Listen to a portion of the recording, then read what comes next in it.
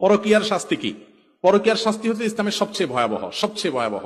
দেখুন, বিবাহিত মানুষ যদি জেনায় লিপ্ত হয় শাস্তি কি জানেন তো?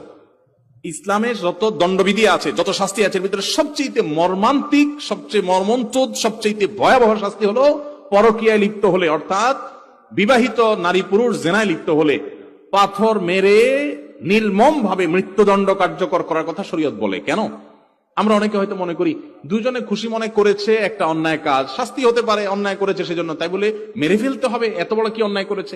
দেখুন, পরকীয়া, সমকামিতা, এই অপরাধগুলোর শাস্তি কেন মৃত্যুদণ্ড ইসলাম রেখেছে জানেন? এর অনেক কারণের ভিতরে একটা কারণ এটা যে পৃথিবীতে মানব সভ্যতা, মানুষের অস্তিত্ব টিকে থাকবে বৈবাহিক সাধারণ প্রক্রিয়ার মাধ্যমে। এই প্রক্রিয়া থেকে মানুষ যদি সরে যায়, অন্য প্রক্রিয়া যদি সমাজে আপনার বিস্তার লাভ করে, তখন মানব সভ্যতা হুমকির মধ্যে পড়বে। আমি একটা কথা বিভিন্ন জায়গায় ইদানিং বলছি, পৃথিবীর যে সমস্ত দেশগুলোতে